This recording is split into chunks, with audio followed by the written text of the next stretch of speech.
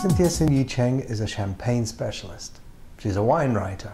She teaches clients how to use Twitter. She runs high-end networking groups and more. How does she manage all this? How does this come about? Listen to what she has to say. How did you get to this point? How did I get here? It just all came from what I wanted to do, just visions, and then I execute them. So you make that sound very easy. It's not easy. It takes a lot of time and energy, but I think the most important thing is that once you have an idea, sometimes you can't perfect them before you launch them. And that my most successful ventures or concepts have been like that. I did an internship at the Decorative Arts Museum in Paris right out of school and worked with a head curator, which was kind of phenomenal. Nobody ever works for the head curator as an intern. So she really didn't have time for me, but because she didn't have time for me, then I got to meet every other curator who was in the department. So this is, the Decorative Arts Museum, Musée des Arts Décoratifs in Paris. It's part of the Louvre. So when I moved back to New York, I had to figure out what I wanted to do. So I had contacts in film. I did film work, and I had my background in art. I loved wine since I was very young and never worked in it, but it just kind of fell into that. I fell into wine. I explored everything. How do you fall into wine? Well, I got a part-time job. I had all these part-time jobs when I moved back here just to explore. And I worked in retail at Vintage New York, which was the wine store that sold New York wines in Soho. And I was doing tastings. So every day I would work with clients. I was behind the bar every day. Clients would come in and you would kind of do tastings of different wines with them. And so I was working with people all the time and explaining to them, why about the wines, and also, talking to them. So having the dialogue to understand what they like and what they don't like, so you can direct them to something that they would like. And I was really good at it. I really enjoyed it. And I think that's what led to me wanting to do my tasting.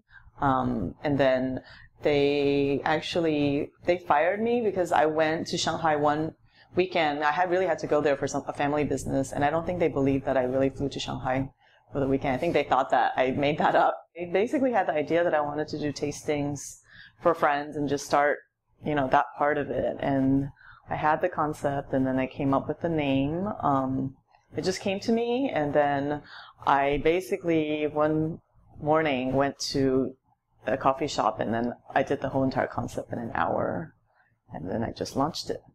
Champagne was always intuitively my favorite drink, and so it wasn't like I was picking back onto something that was, opportunistic because nobody else was doing it. When I decided to do this, I had no idea that there were so few people specializing in what I did. I mean, I didn't think of it that way. So it was very true to me, and I think that's why I'm able to translate that better, because it's a passion for me, and not everybody knows, when they see me, they know that I'm me and champagne is there's this link.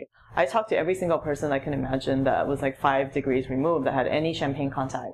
I documented every single thing that I did on my phone calls, my emails, etc. I was obsessive, and so I was able to see the progress of all the things that I did, the things that worked out, the things that didn't work out, contacts that ended up working out. I mean, contacts that didn't work out then is working out for me now. I mean, this is 10 years later. It landed in my lap that I wrote my first piece for the San Francisco Chronicle. It came from the angle of champagne in a Vietnamese restaurant, a high-end Vietnamese restaurant in San Francisco, and why they would have a pairing like that, and we don't have it here. And then it got published, and that was my first published piece. I mean, that's how I became a wine writer. I never pitched a story. I never thought about. It's not like I had an idea and pitched it to 10 editors. And my fame has come from being a wine writer. So, I don't think a lot of people actually don't know about the other parts of my life that I do. So now I try to incorporate that and explain it. I know it's complicated. It's not, because the 3 parts don't really jive together, and so it's kind of a lot. I think that people just want to know you as one identity. You are X. And because I am so unidentifiable, and then I'm always creating new concepts and new projects, I have Twitter therapy, I have Miss Bond, I have Cinevan, and then I'm a champagne specialist. So I think most people can't process that. So I actually have to learn how to explain that better to people. And it's not easy. And even myself, I have a hard time identifying or explaining to people. I don't have a one-sentence intro, really. You're a social media maven. I wouldn't say I'm a social media maven. I'm my best publicist, yes. You're your best publicist.